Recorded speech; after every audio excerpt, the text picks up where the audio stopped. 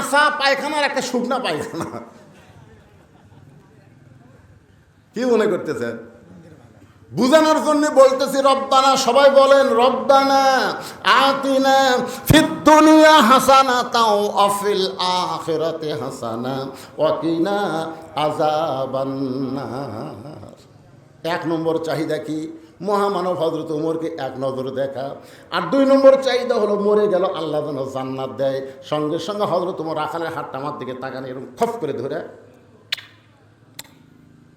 3 বার চুমা খাস। রাখাল ভাই পাগলা নাকি রে, আমার ঘামা হাতে চুমা খেলে। উমর ফারুক বলে, রাখাল তোমার 2 নম্বর চাহিদা আল্লাহ পুরা করছে, মরার সাথে সাথে আল্লাহ তোমাকে জান্নাত দিয়ে দিবে। রাখাল সুবহানাল্লাহ কয় না, আপনারা সুবহানাল্লাহ করেন না, কিন্তু রাখাল সুবহানাল্লাহ কয় না। উমর ফারুক বলে, পেয়ালা দুধ চাও। তাহলে এখান থেকে মালিকের বাড়ি হলো 10 মাইল দূরে। মালিকের বাড়ির দরজা দিয়ে বলো, মালিক তোমার রাখাল উট আর দুম্বা চড়ায়, তুমি মালিক যদি হুকুম দাও তাহলে রাখাল আল্লাহর হস্তে উটের 1 পেয়ালা দুধ দিবে। ওমর ফারুক বলে, রাখাল ভাই অত দূর মালিকের বাড়ি কষ্ট করে যাওয়ার দরকার নাই, বরং তোমাকে 2টা টাকা দিলাম, এই 2টা টাকার বিনিময়ে তুমি উটের 1 পেয়ালা দুধ দাও। রাখাল চিল্লায় বলে, পথিক তুমি হযরত উমরকে চেনো? সুবহানাল্লাহ খান। রাখাল হযরত উমরকে বলতে, পথিক তুমি কি হযরত উমরকে চিনো? যদি হযরত উমরকে চিনতা তাহলে এরকম বেসাইজা কথা বলতা না। উমর ফারুক বলে, ভাই কি বেসাইজা কথা বললাম? রাখাল বলে, পথিক রে, উমরের গুপ্ত বাহিনী যদি দূর থেকে দেখবার পায় তুমি আমাকে 2 টাকা ঘুষ দিছ, আর আমি মালিক বাদ দিয়ে তোমাকে উটের 1 পেলা দুধ দিলাম, তাহলে তোমাকেও ধরবে আমাকেও ধরবে, এই বুড়া বয়সীকে তুমি ধরা পড়বার চাও? উমর ফারুক বলে, রাখাল হয় তাহলে চলো পাহাড়ের গুহার মধ্যে যাই, ওই গুহার মধ্যে গিয়ে গোপনে তোমাকে 2 টাকা দিব, আর তুমি গোপনে উঠে 1 পেয়ালা দুধ দিবা। ওমরের গুপ্ত বাহিনীও দেখতে পাবে না, তোমার মালিকও জানতে পারবে না। রাখাল চিল্লায় বলে, তুমি ভণ্ড, তুমি ভণ্ড, তুমি ভণ্ড। ওমর ফারুক বলে, রাখাল আমার মধ্যে ভণ্ডামির কি দেখলা? রাখাল বলতেছে আমার মধ্যে, উমর ফারুক বলতেছে আমার মধ্যে ভণ্ডামির কি দেখলাম? রাখাল চিল্লায় বলে, পথিক পাহাড়ের গুহার মধ্যে দেওয়া না করলে উমরের গুপ্ত বাহিনী দেখতে পাবে না, আমার মালিক জানতে পারবে না, কিন্তু রাখালের আল্লাহ দেখতে তাহলে একটা বিশ্বাস যদি যুবকেরা করে, কেউ না দেখলেও আল্লাহ দেখতেছে। ওই রাত গভীর হলে মোবাইলে ফেসবুকে খারাপ ছবি দেখতেছে, আর চারিদিকে খেয়াল করতেছে আব্বা আম্মা তো ঘুমাচ্ছে রে, জানলা দরজা বন্ধ আছে, দেখবি কে রে? সকালে 2 দূর গল্প মারতেছে, তুই কয়টা মারছু? আমি 1 মুড়ি মারছি। ভাই তুই কয়টা? আমি 3 মুড়ি খালি দিয়েছি, সেকেন্ডের ওপর খালি। দেখেন না আপনার মারা, দেখেননি? দেখেননি মারা, দেখেননি? তো কীভাবে মারলি? কেউ দেখেনি, জানলা দরজা বন্ধ করে মারছি রে, দেখবি কে?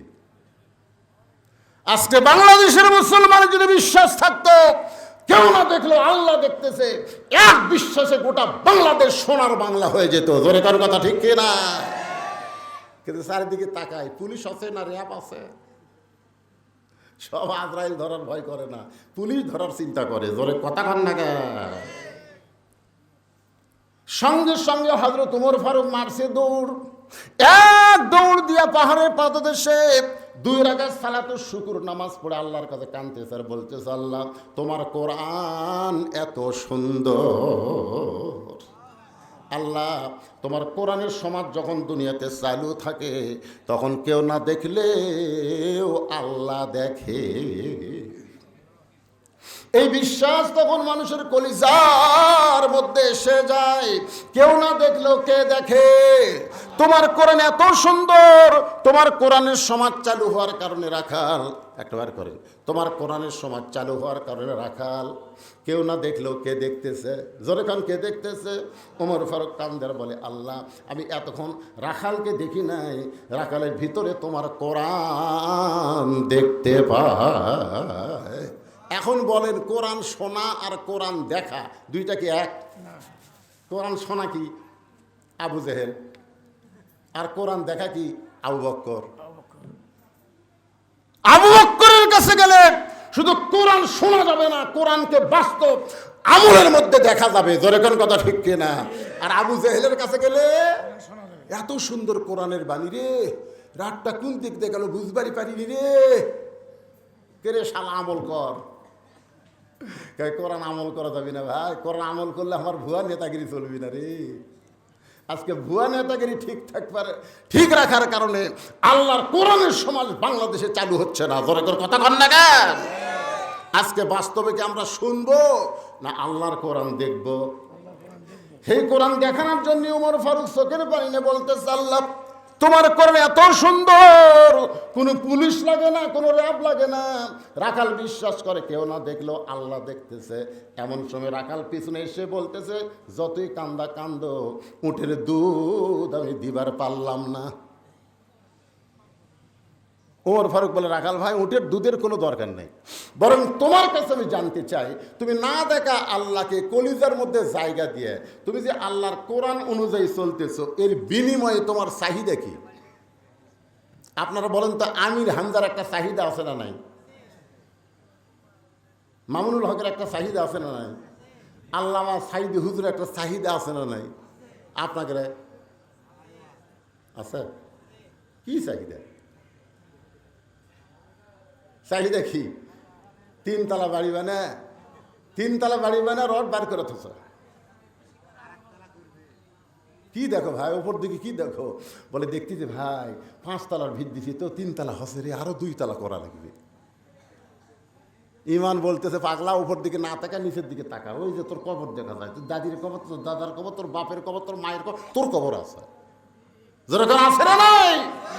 ইমানের দাবিতে মানুষ 5 তলা দেখবে না, নিচ তলা। বাংলাদেশে কোনো 2 তলা কবর নাই। যেরকম কথা ঠিক কিনা? আপনার বন্ধু বাংলাদেশে আপনার 2 তলা কবর দেখছেন না? দোতলা বারে, দোতলা, 1 তলাত কবর, 2 তলাত কবর। যেখানে 50,000 বছর কমপক্ষে থাকা লাগবে, সেই জায়গার কোনো 2 তলা 3 তলা নাই। আর যদি তুমি থাকবার গ্যারান্টি নেই, সেটা 5 তলা বানাও। কি মন খারাপ করতেছেন? একটু মনোযোগ দিয়ে শুনবেন।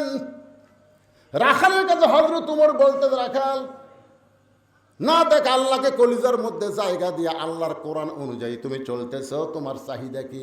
তোমার তো ভালো কোনো বাড়ি নাই, ভালো কোনো চাকরি নাই, তোমার ভালো কোনো খাওয়া দাওয়া নাই, এই রোদে পড়ে পড়ে উদ্দুম্বা চড়াও, এর বিনিময়ে তুমি আল্লাহর কোরআন আমল করো, এর বিনিময়ে তোমার চাহিদা কি?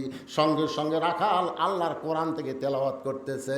সবাই আমার সঙ্গে পড়েন, রব্বানা পড়েন, রব্বানা আতিনা ফিদ দুনিয়া হাসানাতাও ওয়া ফিল আখিরাতি হাসানা ওয়া কিনা আযাবান নার। ওমর ফারুক কান্দের বলে, রাখাল ভাই তোমার কাছে চাহিদার কথা শুনতে চাইলাম, আর তুমি কোরআনের আয়াত শুনে দিলে। রাখাল বলে, তুমি আসলেই মূর্খ।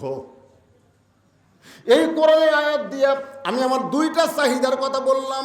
1 নম্বর চাহিদা হলো মহামানব হযরত ওমরকে এই দুনিয়াতে একবার আমি দেখতে চাই।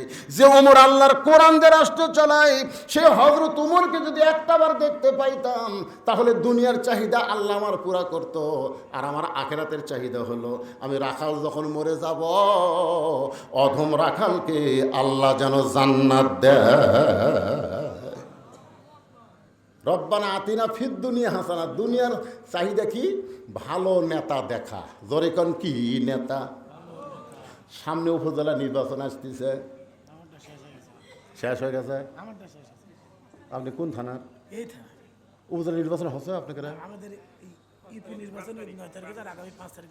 আমি উপজেলাটা করছি, তো আপনি কোনটা শুনতেছেন? উপজেলাটা হয়নি তো, সামনে 5 তারিখে। হ্যাঁ, সেটাই বলতেছি, সামনে নির্বাচন আসতেছে। ধরে কোন ঠিক কি না? ভালো নেতা দেখার আশা আছে? আছে না? যে কয়টা আছে তার মধ্যে ভালো আছে? আরে কথা বোঝেন না কেন? খারাপেরও কিন্তু ভালো আছে, মন্দের ভালো আছে না নাই? জোরে কোন আছে না নাই? নাই, মন্দের ভালো নাই। একটা একের কাঁচা পায়খানার, একটা শুকনা পায়খানা। কি মনে করতেছেন?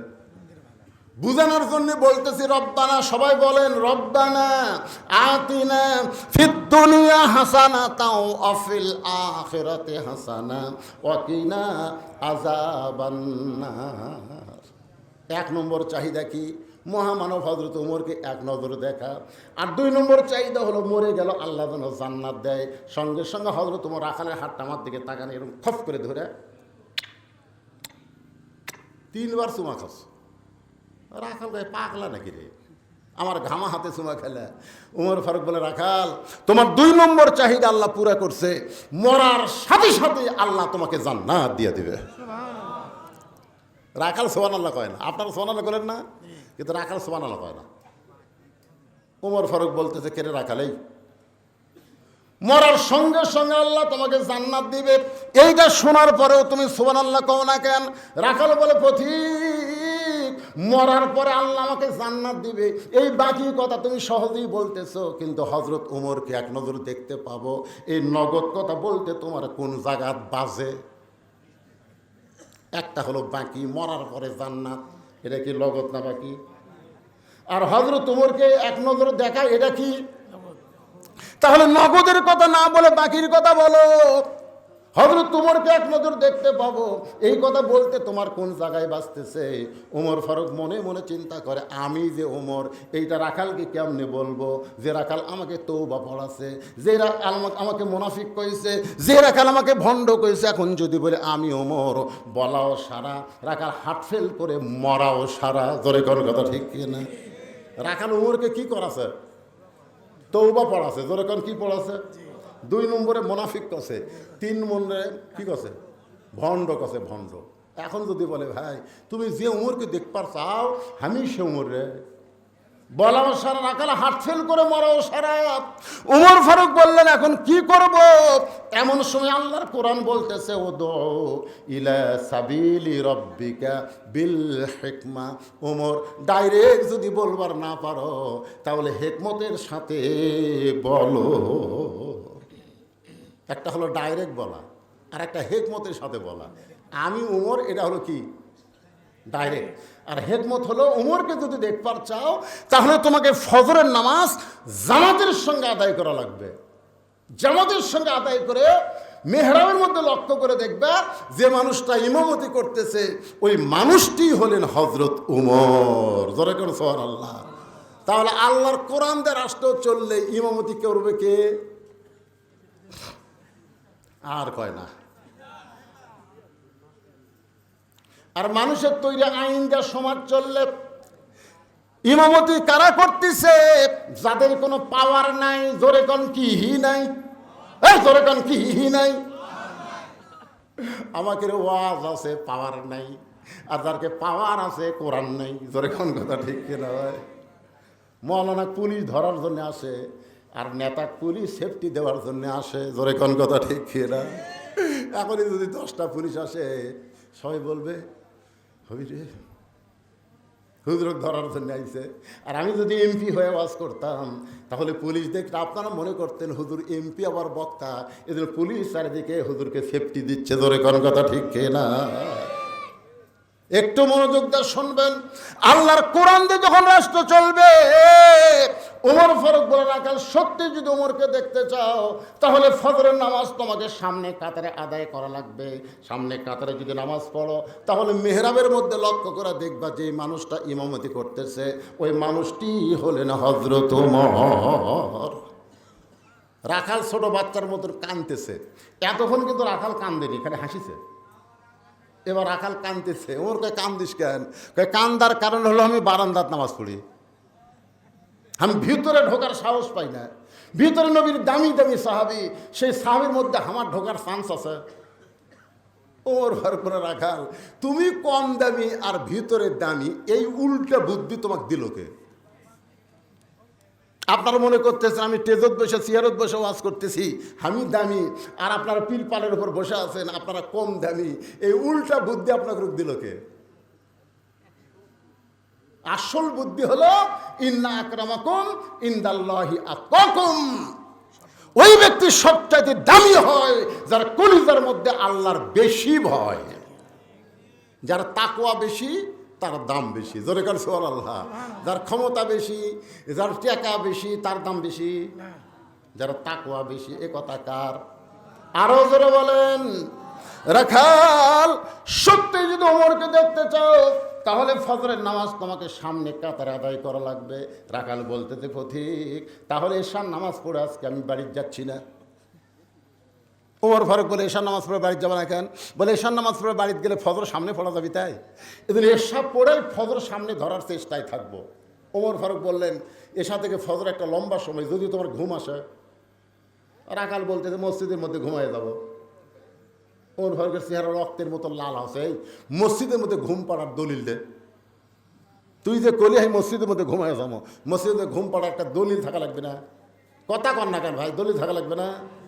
সবাই জোহরের নামাজ পড়ে চলে গেছে, ওরা 3 জন 4 ফ্যান দিয়ে গল্প করতেছে, মাথার উপর ফ্যান ঘুরতে ছাড় দেয়া, গল্প মারে 3 জন, 1-1 ঘন্টা হয় গল্প ছাড়ে না। ফেরেশতা বলে, আল্লাহ সবাই চলে গেল, এই 3 জন যে 4 ফ্যান দিয়ে গল্প করতেছে, রেজাল্ট কি?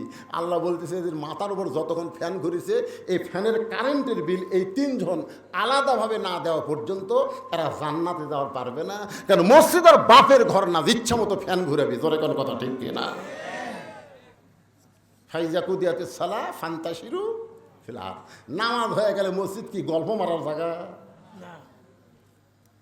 অনেকে গরমের দিন ফ্যান দিয়ে টাইলসের উপর ঘুমে যায়, আর ঘুম যখন আসে ওই পিছনকার চেয়ার ঢিলা হয়ে যায়, ভালো ঠাসুস করে মারতেছে। ফেরেশতারা লাখ ধরে বলতেছে, আল্লাহ মসজিদ থেকে মনে হয় বেড়ায় যাওয়া লাগবে। আল্লাহ হাসতেছেন। ছোটোবেলায় কাঁচা পেঁয়াজ খেয়ে মসজিদ গেছিলাম, আমার দাদা কুনার ভুতিয়া দিয়ে আমাকে বার করে দেয়, তোর মুখের তাই পেঁয়াজ পেঁয়াজ গন্ধ আসে, তুই জানিস না ফেরেশতারা দুর্গন্ধ সহ্য করতে পারে না। আর এখন দেখতেছি মসজিদের মধ্যেই মুড়ি মাখতেছে, মসজিদের মধ্যেই পেঁয়াজ দিয়ে মুড়ি মাখতেছে, মানে মসজিদের বাপের রান্নাঘর বানাচ্ছে। কি মন খারাপ করতেছে? হক কথা করে ভালো লাগবে, ঠিক? এতদিন রাখাল নামাজ পড়েছে, বারান্দায় আজকে নামাজ পড়বে মসজিদের ভিতরে। মসজিদের ভিতরে ঢুকতে গেলে ইচ্ছা মতো ঢুকলে হবে না, আল্লাহ নবীর তরিকা মোতাবেক ঢুকতে গেলে ডান পায়ে ঢোকা লাগবে। জোরে কোন? কোন পা? আপনি ডান পায়ে ঢুকতেছেন আর দল করেন কোনটা? বাম দল করে ডান পায়ে ঢুকতেছি। আল্লাহ কয়, সিটার রে সিটার, ওরে সিটার, বাটপার, দল করিস বামপন্থী আর ঢুকিস ডান পায়ে। দোয়া পড়া লাগবে, আল্লাহুম্মা ইফতাহলি, পড়েন আল্লাহুম্মা ইফতাহলি আবওয়াবা রাহমাতিক। এই দোয়াটা কেউ যদি পড়ে, সে কোনোদিন মসজিদের দরজায় মুখত মাস্ক রাখবে না। করোনা আসার সময় দেখলাম অনেকে মুখে মাস্ক দিয়া দোয়া পড়তেছে। আল্লাহ বলে, লিমা তাকুলু মা লা তাফালুন, তোর মুখের আয়াতের সাথে কর্মের মিল নাই, তুই হলি মুনাফিক। কারণ মসজিদে যে দরজা ঢুকতেছিস, এ দরজা হলো রহমতের দরজা, আর তুই মুখত মাস্ক লাগাচ্ছিস, ওইটা হলো গজব। আপনারা কোন তো করোনা রহমত না গজব? তাহলে মুখত মাস্ক দিছে, এখন তো আর দেয় না, তখন কি দিছে? করোনার গজবের কারণেই কিন্তু মাস্ক। আর দোয়া পড়তেছেন, আল্লাহুম্মা ইফতাহলি আবওয়াবা রাহমাতিক, এই দরজা হলো রহমতের দরজা। রাখাল এতদিন বারান্দায় নামাজ পড়েছে, ডান পা দিয়ে দোয়া করে মসজিদের মধ্যে সামনে কাতারে যাবার চায়। প্রত্যেকটা সাহাবী নড়ে সরে রাখালকে সামনে যাওয়ার রাস্তা করে দেয়। রাখাল কয়, কে রে? এতদিন বারান্দার থাকে মনে করলাম ভিতরে দামি দামি বাড়ে, আজকে ভিতরে ঢুকে দেখতেছি হামিও যারাও তাই। এটা ভিতরে না ঢুকলে বোঝা যাবে না।